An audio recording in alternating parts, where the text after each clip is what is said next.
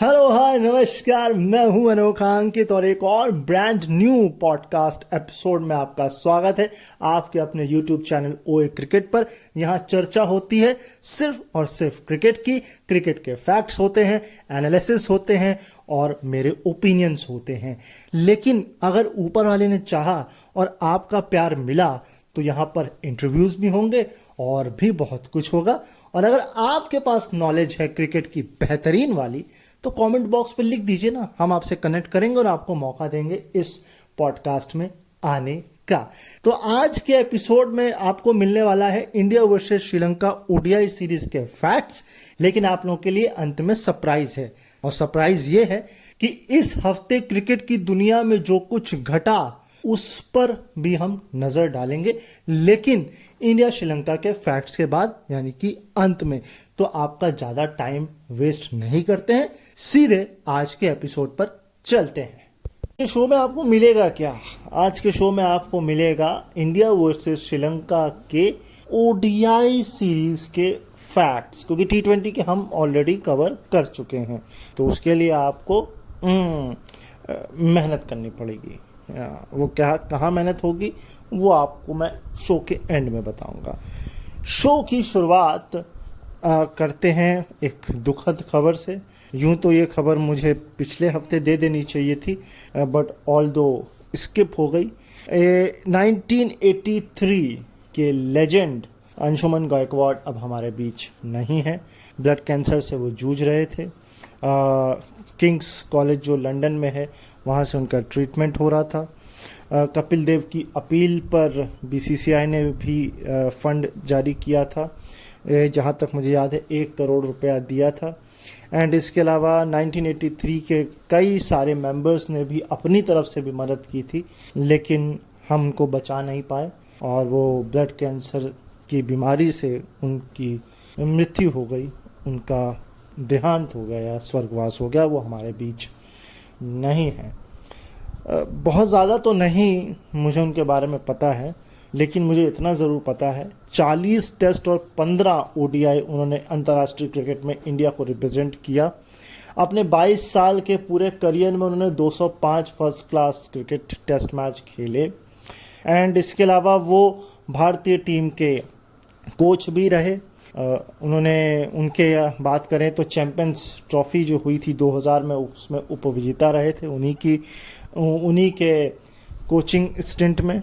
And इसके अलावा जो 10 विकेट फिरोज शाह कोटला में अनिल कुंबले ने लिए थे वो भी उन्हीं के कार्यकाल में आया था। ये माइलस्टोन एक घटना है जो याद की जाती है। 1998 की निदास ट्रॉफी, ये 2 चीज़ों से मायने रखती है। इसमें भी अंशुमन गायकवाड़ कोच थे और खबर कुछ ऐसी है कि कुछ बुकीज ने कॉल किया था इंडियन खिलाड़ियों को, खास तौर से सचिन और गांगुली को, और ये बात बताने गांगुली के कमरे में सचिन चले गए थे। और उसके बाद हुआ ये था कि उन दोनों ने ये डिसाइड किया कि हम बुकीज को गलत साबित करेंगे। दरअसल वो चाहते थे ये मैच हार जाए इंडिया, लेकिन हुआ उसका उल्टा। 250 रन की ओपनिंग पार्टनरशिप गांगुली और सचिन ने करी, मैच भी जिताया, बुकी को जो है आईना भी दिखाया कि क्रिकेट हम जो खेलते हैं वो दिल से खेलते हैं, दिल से पसंद करते हैं। बहुत लंबे समय तक जो है वो साया था कंट्रोवर्सी का, मैच फिक्सिंग का, वो अभी भी कहीं ना कहीं है भूत उसका क्रिकेट के ऊपर। अब वो 100% ना हो, 90% ना हो, 80% ना हो, लेकिन 40 to 30% तो अभी भी है। अब वो बाहर नहीं आ पाता है, ये एक अलग बात है, या स्ट्रिक्ट एक्शन ले लिए जाते हैं, और या खिलाड़ी इतने ज़्यादा अवेयर हैं कि वो कह रहे हैं कि भैया हम ऐसे ही इतना कमा रहे हैं, एक्स्ट्रा हमें प्राइड मिलेगी, तो फिर क्या ही ज़रूरत है हमको स्पॉट फिक्सिंग और मैच फिक्सिंग में फंसने की। फिर भी कुछ लोग फंस ही जाते हैं। चलिए खैर, तो ये थी। अब थोड़ी सी रैंकिंग की बात करते हैं आईसीसी की जो नई टेस्ट रैंकिंग और टी20 रैंकिंग आई है उस पर चर्चा करते हैं। सबसे पहले टी20 आईसीसी रैंकिंग का जिक्र कर लेते हैं। दरअसल 3 खिलाड़ी जो हैं वो टॉप 10 में हैं। नंबर 1 पर ट्रेविस हेड है, नंबर 2 पर खिसक गए हैं सूर्य कुमार यादव, है ना। ऑल्दो एक 50 उनके खाते में है इस सीरीज में, फिर भी नंबर 2 पर है ट्रेविस हेड, फिर ट्रेविस हेड ही है। 2 पायदान का फायदा हुआ है यशस्वी जायसवाल को, 6 से 4 पर आ गए हैं। ऋतुराज गायकवाड़, जिनको अभी रिसेंटली कप्तान भी बनाया गया है टेस्ट में रणजी महाराष्ट्र की तरफ से, वो 8वें पोजीशन पर है और 16 पॉइंट की छलांग लगाई, पॉइंट नहीं रैंक्स की, और 21वें स्थान पर पहुंच गए हैं शुभमन गिल। तो ये है आप लोग के लिए टी20 की रैंकिंग। अब बात करते हैं टेस्ट रैंकिंग की। केन विलियमसन ने काफ़ी लंबे समय तक टेस्ट रैंकिंग की जो नंबर 1 की पोजीशन है उसको हथिया के रखा हुआ था, कब्जाया हुआ था, उस पर अब जो रूट का कब्जा हो चुका है। बहुत अच्छी उन्होंने पारियां खेली हैं वेस्ट इंडीज़ के साथ। लास्ट एपिसोड में हमने वेस्ट इंडीज़ इंग्लैंड 2024 के 3rd टेस्ट मैच के कुछ फैक्ट्स बताए थे, आप वो भी सुन सकते हैं, कैसे कहाँ शो के अंत में आपको बताऊंगा। इसके अलावा नंबर 3 पर आ गए हैं बाबर आजम। 1 पॉइंट का मतलब 1 पोजीशन का उनको फायदा हुआ है। टॉप 5 में कोई भी इंडियन नहीं है। 1 पायदान का फायदा जरूर हुआ है रोहित शर्मा को, वो 7 से 6 पर आ गए हैं। यशस्वी और विराट कोहली अपनी अपनी जगहों पर इंटैक्ट हैं, 8 और 10 नंबर पर। अब चर्चा करते हैं India versus Sri Lanka ODI series. इससे खराब सीरीज मैंने नहीं देखी। 27 साल पुराना रिकॉर्ड टूट गया है। लास्ट टाइम इंडिया जो हारी थी श्रीलंका में, श्रीलंका से, वो 27 साल पहले हारी थी। या हम ओवरऑल भी बात करें, क्योंकि उसके बाद लगातार 11 सीरीज हुई और लगातार 11 सीरीज मतलब 97 से अब तक 11 सीरीज खेली गई और वो 11 की 11 जो सीरीज हैं वो इंडिया ने जीती हैं। ओडीआई का जिक्र मैं कर रहा हूँ। 82 में पहली बार इंडिया ने श्रीलंका के साथ ओडीआई सीरीज खेलनी शुरू की थी और तब से लेकर अभी तक 97 तक का जो आंकड़ा है वो ऐसा कहता था कि मेरे ख्याल से जो 2 श्रीलंका ने जीती थी, 2 का निर्णय नहीं आया था और 3 इंडिया ने जीती थी, है ना।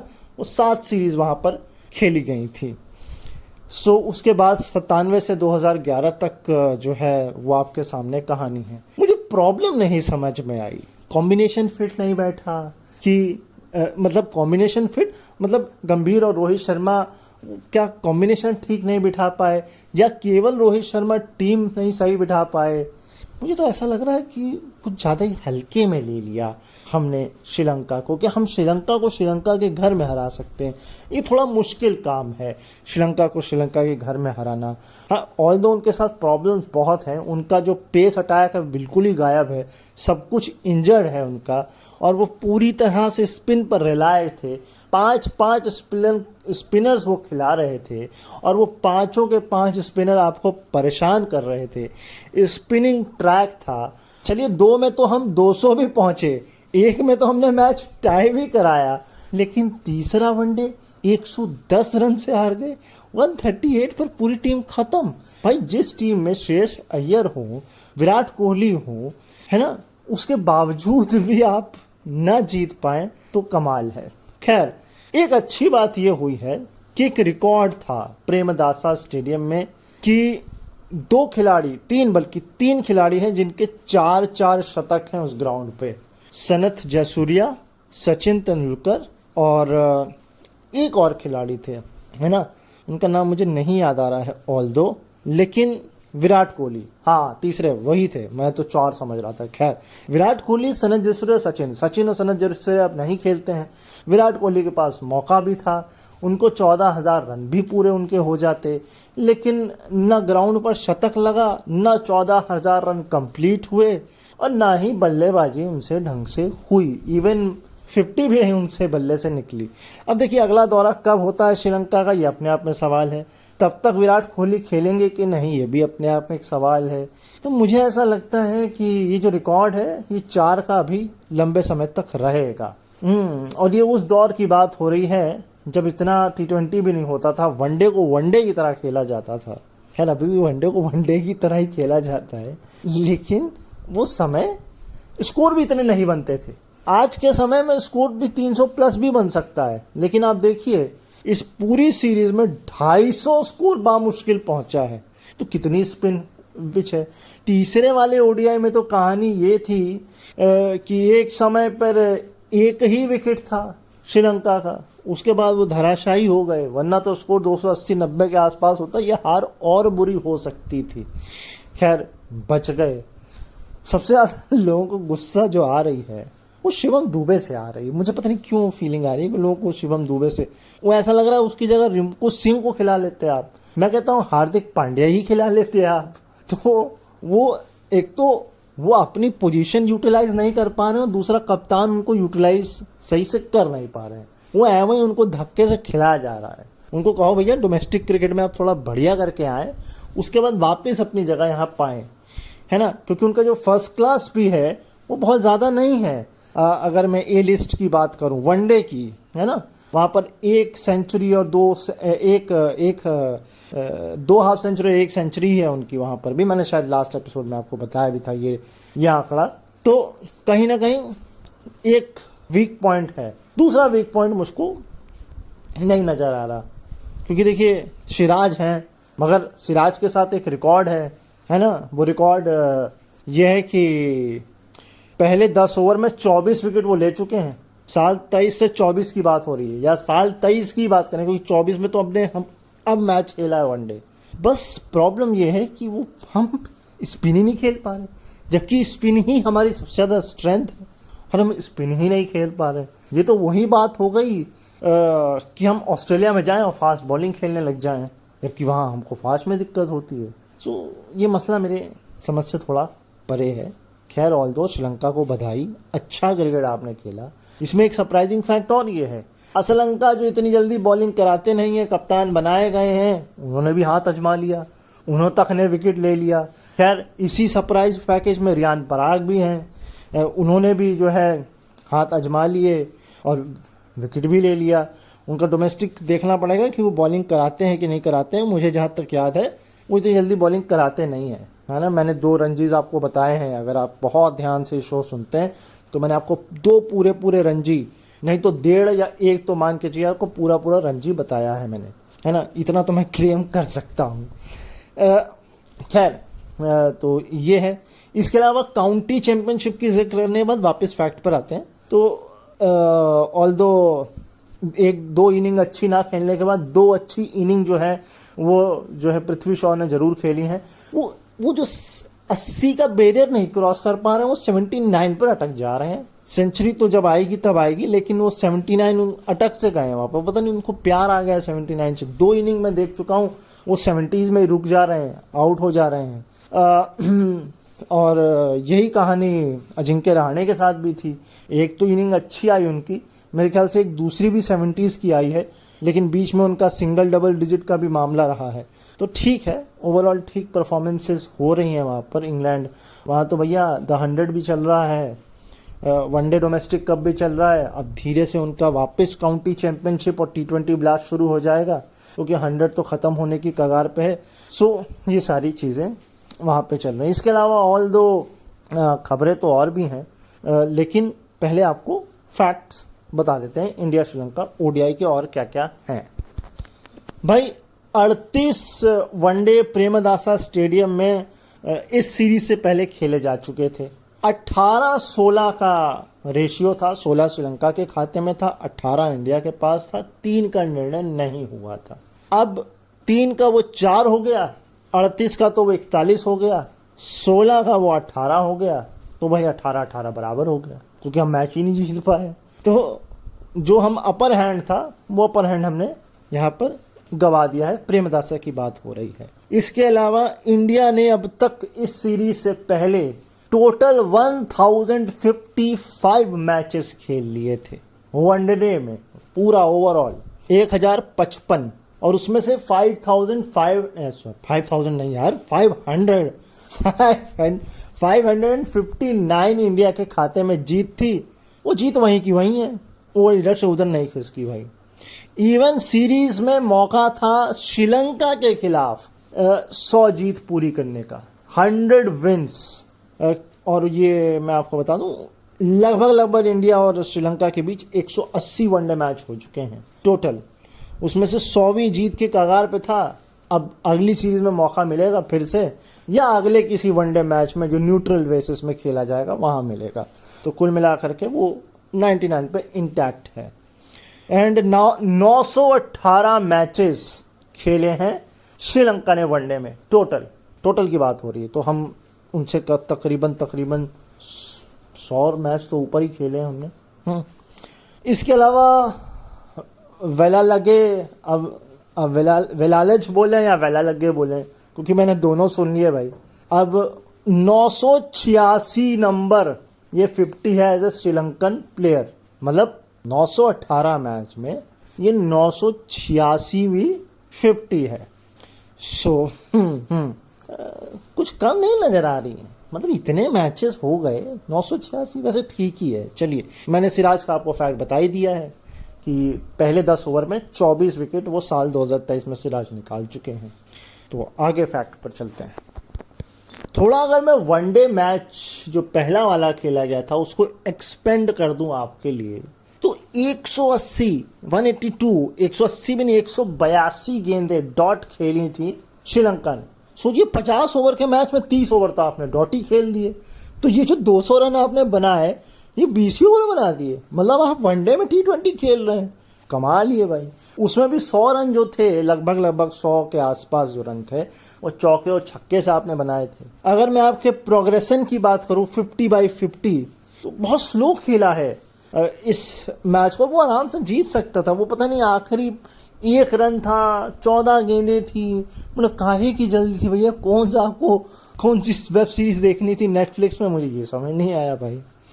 तो 81, 73, 64, 62, जैसे जैसे 50 आगे बढ़ रही थी वैसे वैसे बॉलें कम हो रही थी, लेकिन ऑन एवरेज फिर भी देख लीजिए 50 प्लस ही है बॉलें।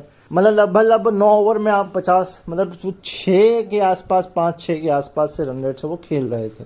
लेकिन 81, 73 तो वो 6 भी नहीं मायने रखता। अगर मैं इंडिया की बात करूं तो उन्होंने भी लगभग 145 डॉट बॉलें खेली हैं, है ना। ऑल्दो उन्होंने तो ओवर भी कम ही खेले थे, मतलब 14 बॉलें तो कम से कम ही थी।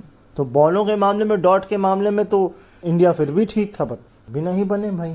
चलो आगे फैक्ट देखते हैं। एक इंडिया से मोहम्मद सिराज थे, और अगर मैं सही हूं तो एक मोहम्मद सिराज श्रीलंका से खेल रहे थे, और वो श्रीलंका की तरफ से डेब्यू करने वाले 213वें खिलाड़ी थे जिन्होंने ओडीआई में डेब्यू किया। 213 खिलाड़ी उतार चुका है श्रीलंका ओडीआई में। अच्छा, विराट ने की जो मैंने 4 सेंचुरी की आपसे जो जिक्र किया, वो 4 भी पिछले 6 मैचों में आई है, मतलब लास्ट 6 में 4, और उसके बाद उन्होंने 2, ये 3 अभी खेल लिए। तो खैर, इसके अलावा एक रोहित शर्मा से जुड़ा हुआ फैक्ट आपको बता देते हैं। रोहित शर्मा 13वें ऐसे खिलाड़ी बन गए हैं जिन्होंने ओडीआई में 1000 चौके मार लिए हैं। भाई छक्का ही उनके कमान है, तो चौकों की भी बरसात है। रोहित शर्मा है, 1000 चौके। मगर बस मुझे अब ये समझना है, ये 13 इंडियन है कि 13 ओवरऑल में आपने बता दिया है, इसकी मुझे थोड़ी सी पड़ताल करनी पड़ेगी। भाई श्रेयस अय्यर का बल्ला चला नहीं, मगर श्रेयस अय्यर की अगर हम पिछली 31 इनिंग को देखें तो उसमें 6 जो है वो सेंचुरी है और 5 शायद हाफ सेंचुरी है, मतलब कमाल का रिकॉर्ड है। उसके बावजूद भी यहाँ नहीं चल पाए वो। चलिए खैर, कोई बात नहीं, हो जाता है, कभी कभी आप नहीं चल पाते हैं। मैंने आपको ये बताया पिछले एपिसोड में नहीं, इसी में बता रहा हूँ कि पहले भी बता चुका हूँ आपको कि अगर फर्स्ट क्लास क्रिकेट की बात करें, यानी कि ए लिस्ट क्रिकेट जो है शिवम दुबे का, उसमें केवल 1 सेंचुरी 2 हाफ सेंचुरी है, तो बहुत बड़ा नंबर्स उनके पीछे नहीं है। ऑल्दो अगर देखा जाए तो ये ऑस्ट्रेलिया भी करता है, इंग्लैंड भी आजकल कर रहा है, तो कोई नई बात तो है नहीं। ठीक है, इट्स ओके, फाइन, चलता है। लेकिन भाई अगर चलता है तो कम से कम चलाओ तो, मतलब ठीक है आपके पीछे नंबर नहीं है फर्स्ट क्लास क्रिकेट में या डोमेस्टिक सर्किट में, तो आपको मौका मिला तो उसको बनाइए। आप उस मौके को नहीं बना पा रहे हैं तो फिर वो चाहे नंबर हो चाहे नहीं हो, उनका मतलब फिर नहीं बनता है। खैर, ये जो टाई मैच हुआ था पहला वाला ना, ये सन 1986 के बाद अब कोई ऐसा मैच था जो टाई हुआ था प्रेमदासा स्टेडियम में। लास्ट मैच प्रेमदासा स्टेडियम में 1986 में मैच टाई हुआ था। हाय हाय, इतना लंबा समय ले गए आप लोग मैच टाई कराने के लिए। चलिए, वैसे तो देखा जाए तो अच्छी चीज़ है कि रिजल्ट ओरिएंटेड ग्राउंड है प्रेमदासा स्टेडियम। बहुत प्रेम से जो है वो यहाँ क्रिकेट खेला जाता है, रिजल्ट आता है। लेकिन क्या कहें, स्पेशल ओकेजन्स होती हैं। आगे 149 मैचेस, मतलब 151 टोटल हो गए यार। मतलब अगर मैं इसको नहीं, 152 हो गए प्रेमदासा में। तो खैर 149 का रिकॉर्ड है। 149 वनडे मैचेस में 139 में रिजल्ट आया है। इवन 9 में रिजल्ट नहीं आया है। एक ये टाई, अब तो एक टाई पहले हुआ था 86 में, तो उस हिसाब से 2 होने चाहिए। क्या उसको नो रिजल्ट में गिन लिया गया? खैर, आप इतना मान के चलिए, जो क्लियर कट फैक्ट है कि 149 में से 139 में रिजल्ट आया है। मतलब वही मैंने कहा ना, रिजल्ट ओरिएंटेड ये ग्राउंड है बहुत ज़्यादा। अगला, अब यहाँ थोड़ी सी समझने वाली बात है, क्योंकि ये एक तरह से इसे ओपिनियन भी आप मेरा कह सकते हैं, या ओपिनियन ऑफ द एपिसोड भी कह सकते हैं। दरअसल ये तीसरा सबसे लेट मौका है जब इंडिया ने कोई ओडीआई मैच खेला हो। मतलब पहले के कुछ महीने बिल्कुल ही गायब, या तो अब तो देखिए, मैंने ओपिनियन की बात क्यों कही, अब थोड़ा T20 ज़्यादा होता है। इसके अलावा टेस्ट मैच भी होते हैं, क्योंकि हमने देखा मार्च में टेस्ट मैच, और एक IPL का तो विंडो हमको खाली रखना ही पड़ता है। तो ये तीसरा मौका है जब इंडिया ने मैच अपना इतनी लेट शुरू किया है। ओडीआई की बात हो रही है। नंबर 2 पर जो है इससे पहले, वो है 1 अक्टूबर 1978, जब इंडिया ने मैच खेला था अपना, है ना। और उससे भी नंबर 1 आप सुनेंगे तो उसको आप 2 तरीके से ले सकते हैं, है ना। ऑल्दो वैसे तो ये लेट ही है। क्यों लेट है मैं बताता हूँ इसको। क्योंकि दिसंबर से पहले कोई मैच ही नहीं खेला वनडे, सीधे दिसंबर में जाके ओडीआई सीरीज शुरू की है। ये नहीं ओडीआई मैच खेला है। क्या कर रहे थे उस साल भाई? साल 1980 की ये बात है। मुझे याद नहीं आता कि 1980 में ऐसा कुछ डिजास्टर हुआ था। 84 याद आता है मुझे, शायद 75 भी याद आता है मुझे, लेकिन 80 में ऐसा क्या हुआ था कि हम दिसंबर में जाके मैच खेल रहे हैं? कुछ ना कुछ तो बात होगी कि हम इतना लेट जाके वनडे मैच खेल रहे हैं। हाँ, थोड़ा आलस होगा, नहीं खेलना यार, बहुत मैच खेल लिया। मगर उस ज़माने में मैच इतने होते नहीं थे। बहुत से इसके रीजंस हो सकते हैं, फंडिंग, स्पॉन्सरशिप, ट्रैवल, और भी बहुत सारी चीज़ें हो सकती हैं। किसी बोर्ड की अवेलेबिलिटी ना हो, ग्राउंड अवेलेबिलिटी ना हो, है ना। बहुत सारे इसमें रीजंस आप इंक्लूड कर सकते हैं। तो कुल मिलाकर ये तीसरा मौका था जब इंडिया ने इतनी लेट कोई ओडीआई मैच खेला हो या सीरीज स्टार्ट की हो। 1978 सेकंड नंबर पर 1 अक्टूबर, और फर्स्ट नंबर पर 1980 दिसंबर में जाकर के इंडिया ने अपना पहला मैच या ओडीआई सीरीज की शुरुआत की थी। रोहित शर्मा ने एक रिकॉर्ड और तोड़ा है, और एक रिकॉर्ड वो हो सकता है बहुत जल्द और तोड़ दें, लेकिन उसकी संभावना बहुत कम है। जो तोड़ा है वो है एज ए ओपनर सबसे ज़्यादा 50+ रन बनाने का। पहले ओडीआई में बराबरी कर ली थी 120 की, मेरे ख्याल से वही है अगर मैं गलत नहीं हूँ तो, क्योंकि सेकंड मैच में 97 पर विकेट तो पहला गिरा था, मगर क्या रोहित शर्मा ने 50 मारी थी। खैर 120 मान ले लीजिए आप अभी के लिए। 120 जो है 50+ स्कोर सचिन तेंदुलकर के स्कोर की बराबरी कर ली है। मैं स्कोर अभी देख लूँगा। खैर इसके अलावा जो रिकॉर्ड जिसमें रोहित शर्मा सेकंड पोजीशन पे, वो है most run in terms of tie matches. यानी कि टाई मैचेस में भी हार नहीं है, इसमें लूज कॉजेज नहीं है, टाई कॉजेज है। तो डीन जोन्स है ऑस्ट्रेलिया के नंबर 1 पर 5 इनिंग में 328 रन, एक इनिंग कम खेली है और 26 रन ज़्यादा हैं। रोहित शर्मा के हैं 6 इनिंग में 302 run as a tie match के मामले में। तो रिकॉर्ड तो नहीं टूटेगा, इसको भी आप मान के ही चलिए, क्योंकि इनिंग एक बढ़ गई है और वो इनिंग 5 है उधर। सो खैर नेक्स्ट चलिए, इस एपिसोड का सेकंड ओपिनियन भी अब आप ले ही लीजिए, क्योंकि फैक्ट ऐसा है जो मुझे ओपिनियन देने पे मजबूर कर रहा है। दरअसल एज ए कप्तान सबसे ज़्यादा छक्कों के मामले में रोहित शर्मा ऊपर आ चुके हैं। ये फर्स्ट ओडीआई तक का मैं रिकॉर्ड आपको आंकड़ा बता रहा हूँ। सेकंड में हो सकता है बढ़ गया हो। 234 sixes as a captain. As a opener भी आप इसको नहीं कह सकते, क्योंकि एज ए कैप्टन का ये रिकॉर्ड है, ओपनर का अलग होगा, क्योंकि कुछ समय कप्तान नहीं थे वो। खैर, नंबर 2 पर है इयान मॉर्गन 233। अब तो ऑलरेडी वो क्रिकेट ही नहीं खेलते हैं, संन्यास ले चुके हैं। नंबर 3 पर है महेंद्र सिंह धोनी। अब ओपिनियन मैंने आपको इसलिए कहा क्योंकि महेंद्र सिंह धोनी नीचे आते थे, इयान मॉर्गन भी मेरे ख्याल से ओपन इतनी जल्दी नहीं करते थे। तो एक तो कप्तान की जिम्मेदारी होती है कि भैया अगर हम ही नहीं अच्छा खेलेंगे तो टीम कैसे अच्छा खेलेगी, ये प्रेशर होता है एक खिलाड़ी के पास एज ए कप्तान। और दूसरा जो मैंने आपको बताया कि एक तो कप्तान का प्रेशर और दूसरा प्रेशर आप ओपनिंग कर रहे हैं, आपको कप्तान की जिम्मेदारी भी निभानी है, ओपनर की। उस लिहाज से रोहित शर्मा ने कमाल किया एज ए ओपनर और एज ए कप्तान कि आपने फ्री होके खेला तो बाकियों के पास भी फ्रीडम है कि भैया आपको इतनी प्रॉब्लम नहीं, मैंने अपने कंधों पे जिम्मेदारी उठाई है, छक्के मैं मार रहा हूँ, आप देख लीजिए। मगर इस सीरीज में तो ये नज़र भी नहीं आया, जबकि वो इतनी अच्छी स्टार्ट देने के बाद भी हम नहीं जीत पा रहे हैं। तो कहीं ना कहीं रोहित शर्मा का कमाल चल नहीं रहा है। बल्ला जरूर चल रहा है, कमाल नहीं चल रहा है। वो ट्रांसफ़र नहीं हो पा रहा है जो ट्रांसफ़र करना चाह रहे हैं अपने खिलाड़ियों में। खैर कोई बात नहीं, नेक्स्ट फैक्ट। तो ये ओडीआई की अब बात थोड़े सेकंड ओडीआई से निकल रहे फैक्ट्स की कर लेते हैं। दरअसल अगर मैं बात करूं कि सबसे ज़्यादा एलबीडब्ल्यू अगर इंडिया के किसी के हुए हैं मतलब किसी मैच में, तो वो 5 नंबर है, 5। ये पिछले ओडीआई में भी था, इस ओडीआई में भी था, और इससे पहले जो 5 एलबीडब्ल्यू हुए हैं वो हुए 2014 में बांग्लादेश के खिलाफ मीरपुर में। यानी कि 5 से ज़्यादा तो एलबीडब्ल्यू होते ही नहीं हैं इंडिया के। खैर, इससे भी कमाल का फैक्ट कि इंडिया ने स्पिन के खिलाफ सबसे ज़्यादा विकेट कब गंवाए हैं, यानी कि सबसे ज़्यादा विकेट स्पिनर्स ने कब लिए हैं।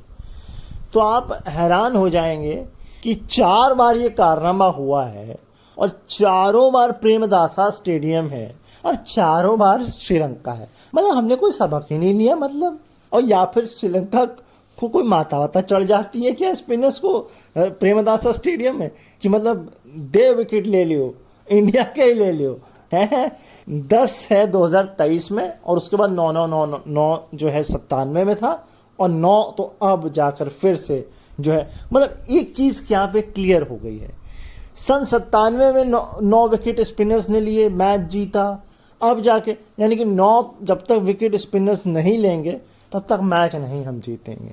तो वो जो 97 से अब तक की जो 11 सीरीज थी उसमें भी इनको 5 स्पिनर्स खिलाने चाहिए थे, सारे विकेट वो लेते मैच जीतते। अब ये बात ध्यान रखेंगे श्रीलंका का मैनेजमेंट कि हम जब भी इंडिया के साथ खेलेंगे प्रेमदासा में सारे स्पिनर खिलाएंगे। मतलब हद है यार। मतलब जो आपका मतलब स्ट्रॉन्ग पॉइंट है वही वीक बन जा रहा है, वो भी एक ही टीम के सामने, वो भी एक ही ग्राउंड में। मतलब क्या चल रहा है। चलिए क्या आगे चलते हैं।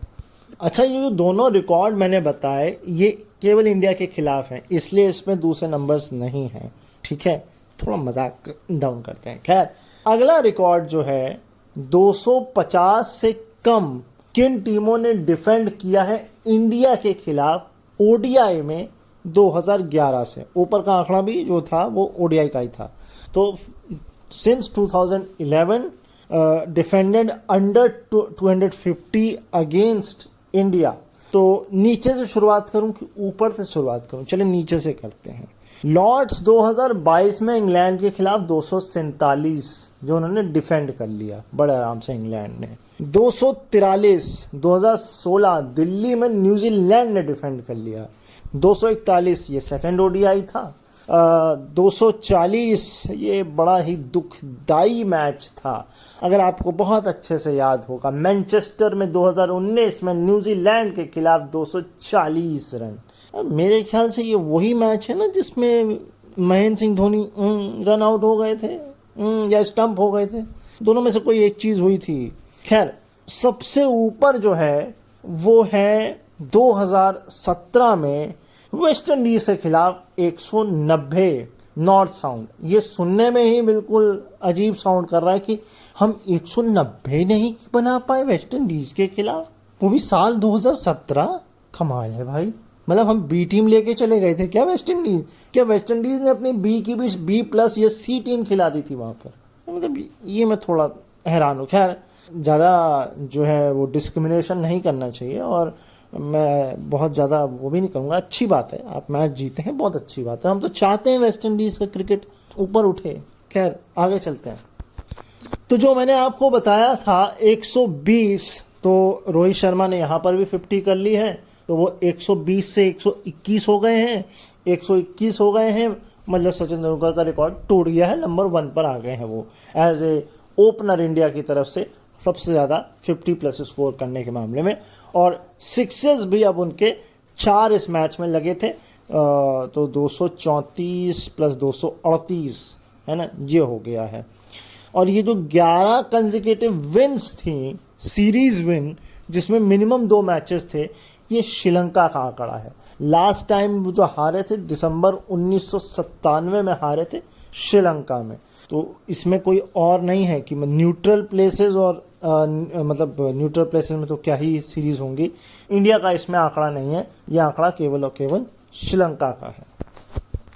भाई दूसरे ओडीआई मैच में एक अंतिम आपको आंकड़ा बता देता हूँ। आंकड़ा क्या बता देता हूँ, मतलब स्पिन वर्सेस सीम का पूरा खेल बता देता हूँ। लंका की इनिंग में जो हुआ, स्पिनर्स ने डाले 19 तो फास्टर ने डाले थे, तो 19 ओवर डाले फास्ट बॉलर्स ने, 111 रन देकर मात्र 1 विकेट उनके खाते में आया। 5.84 का इकॉनमी आप उनका कह सकते हैं। वहीं अगर मैं कहूँ स्पिनर की, तो 31 ओवर, मतलब लगभग दुगने से थोड़े से कम है ना, मतलब 45% है ना, 112 रन, सिर्फ 1 रन ज़्यादा दिया है और 6 विकेट निकाले हैं। इकॉनमी जो बनती है 3.61 की, आधी हो जाती, आधी तो नहीं, वही 45। तो ये था दूसरा ओडीआई का पूरा लेखा जोखा। तीसरे में देखते हैं हमें क्या प्राप्त होता है। तो भाई तीसरे ओडीआई में सबसे पहला फैक्ट ये है कि as a bilateral maximum 3 matches के हिसाब से 27 विकेट इंडिया ने गंवाए हैं। 27 विकेट, ये तो कमाल है। मतलब 27 विकेट आपने मैक्स टू मैक्स 3 मैच हो, ओडीआई सीरीज हो बायलैटरल, उसमें विकेट लिए हैं। अच्छा, मैंने अभी आपको थोड़ी देर पहले जस्ट बताया था कि 4 मैचेस थे जिसमें इंडिया ने विकेट अपने गंवाए थे, है ना, लेकिन वो 4 इंस्टेंस बढ़ के हो गए हैं 5, यानी 5 इंस्टेंस, और 5 के 5 प्रेमदासा स्टेडियम और 5 के 5 श्रीलंका के खिलाफ। और ये जो 5वां इंसिडेंट है, ये तीसरा ओडीआई, इसमें भी 9 विकेट स्पिन ने ही लिए हैं। अच्छा, पहले ऐसे बॉलर बन गए हैं वेलालेज जिन्होंने 5 विकेट एक से ज़्यादा बार इंडिया के खिलाफ लिए हैं। यही ग्राउंड था, साल पिछला था 2023, जब 40 रन देकर के 5 विकेट निकाले थे, और अब 27 रन देकर के 5 विकेट निकाले हैं वेलालेज ने। अच्छा, इस मैच में तो कहानी ये है कि हम आधे ही ओवर खेले, 26 ओवर, मतलब आधे से बस 1 इंच तो ऊपर गए, 26.1 बॉल शायद खेली हमने। अरे भैया पूरे ओवर तो खेले, कौन सी जल्दी थी भाई, है? मतलब कोई गोल्ड मेडल मैच आ रहा था क्या उस वक्त, उस दिन? मुझे याद नहीं है यार।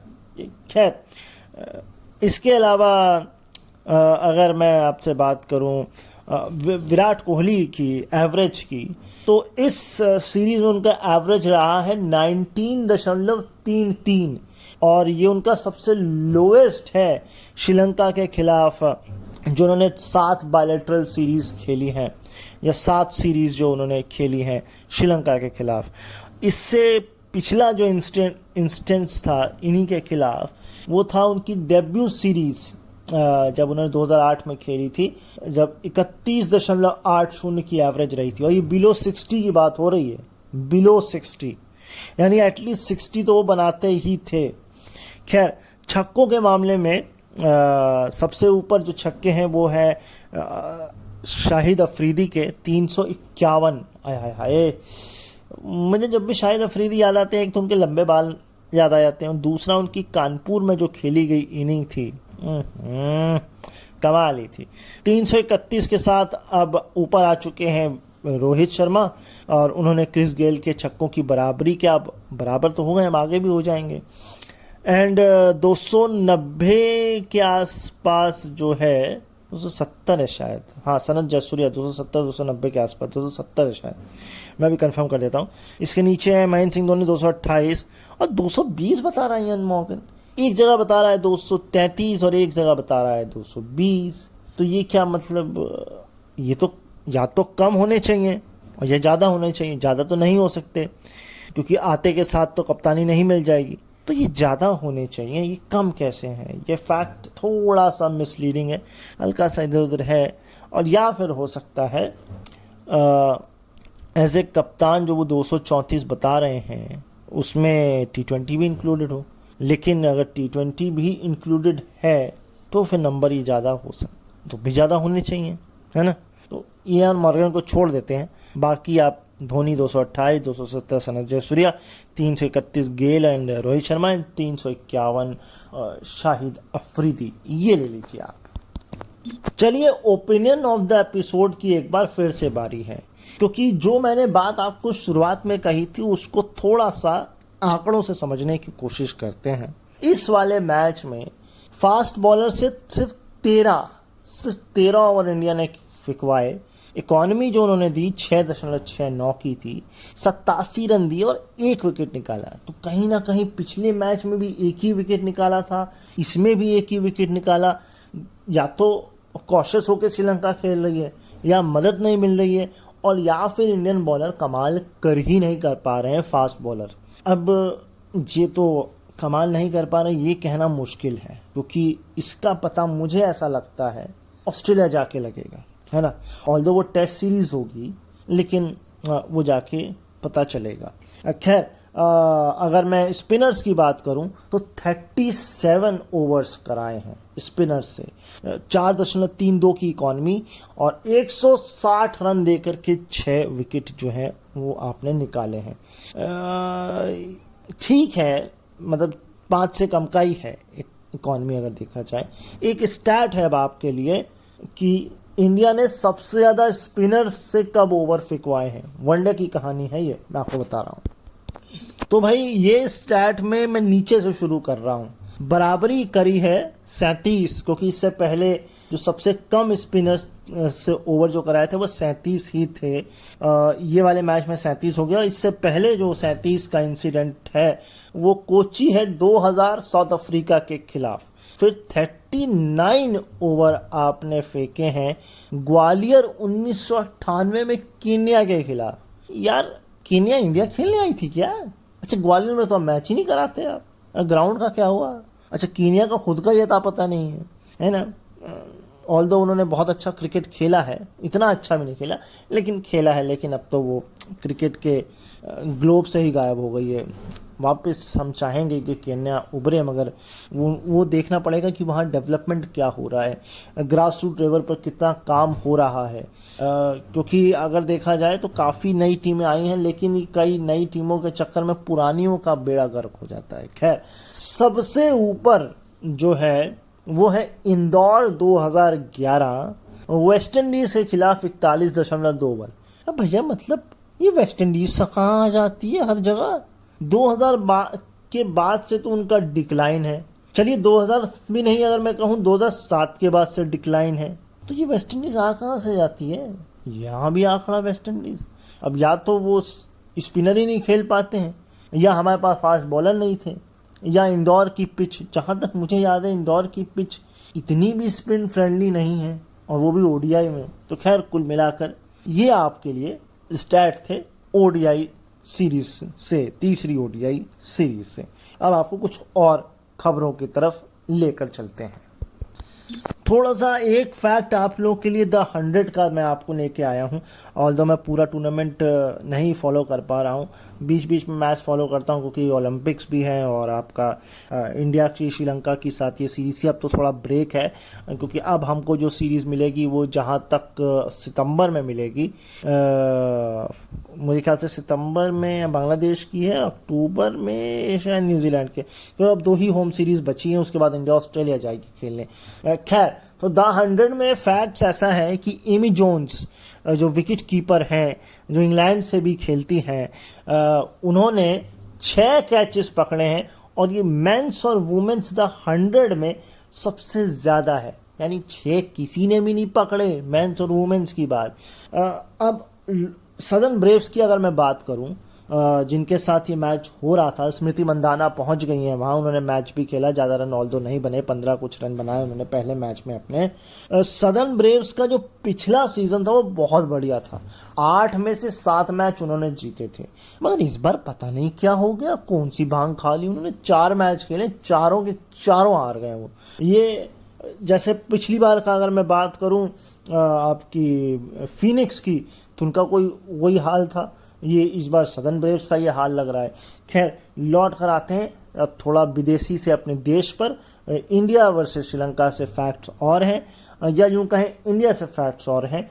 तो रोहित शर्मा चौथे खिलाड़ी बन गए हैं इंडिया की तरफ से ओडीआई में हाईएस्ट रन के मामले में, चौथे हो गए हैं। अगर मैं बात करूं, सचिन तेंदुलकर अभी भी हैं 18,426। इसके अलावा विराट कोहली का भी स्टैट था इसमें यार, कहाँ चला गया वो, खैर कोई बात नहीं। राहुल द्रविड़ 17,000 नहीं यार, मुझे ये कंफर्म करने दीजिए कि 17,000 ही हैं क्या राहुल द्रविड़ के, मैं इसको कंफर्म करता हूँ। तो इस लिस्ट में नंबर 1 सचिन है, जैसे मैंने बताया 18,426 रन। दूसरे पे विराट कोहली हैं, इनका नंबर आप खोज लीजिए भाई। तीसरा नंबर आता है अब राहुल द्रविड़ का 10,786, और चौथा नंबर आता है रोहित शर्मा का 10,831। वैसे अब ये तीसरा चौथा जो है ये रिप्लेस हो गया है, तीसरा हो गया है रोहित शर्मा, चौथा हो गया है राहुल द्रविड़।